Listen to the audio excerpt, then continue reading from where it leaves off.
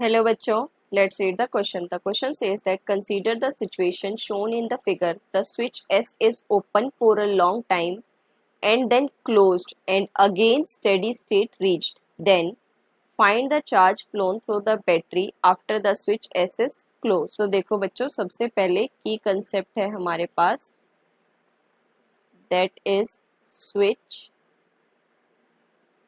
Capacitor, voltage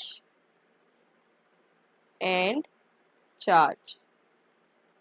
ठीक है बच्चों। अब देखो बच्चों, फिगर क्या गिवन है हमें, दैट यहाँ पे ये कैपेसिटेंस है और यहाँ पे ये स्विच लगा हुआ है, यहाँ पे भी एक कैपेसिटेंस है हमारे पास, and then this is EMF और ये सर्किट पूरा है। ये ई गिवन है, ये सी है, ये स्विच है, ये भी 2C है और ये भी 2C है।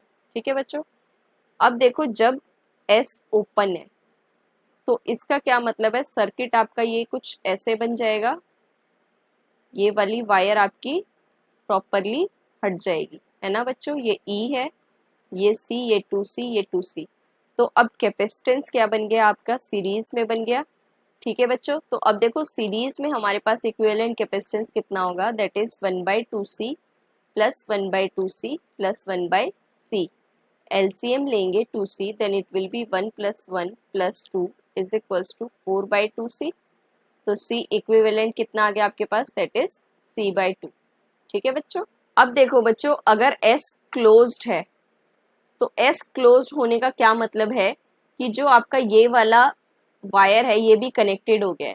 ठीक है बच्चों। तो ये कॉम्बिनेशन जो आपका सीरीज में था ये अब इस तरीके से नहीं है, और जो कैपेसिटेंस की जो इक्विवेलेंट कैपेसिटेंस जो होल्ड हो चुका था स्टेडी स्टेट में, वही हमारा एग्जिस्ट करेगा पूरे सर्किट में, है ना बच्चों। तो इसका मतलब यहाँ से आपके पास चार्ज फ्लोन क्या होता है, हमारे पास नॉर्मल CV और यही C इक्विवेलेंट होगा। ठीक है बच्चों। तो C कितना है हमारे पास, दैट इज C/2, और V कितना गिवन है, दैट इज E। तो ये आ गया आपके पास CE/2। ठीक है बच्चों। So the final answer for the charge phloem when switch S is closed is equals to CE/2. Hope you understand it well. Best of luck. Thank you.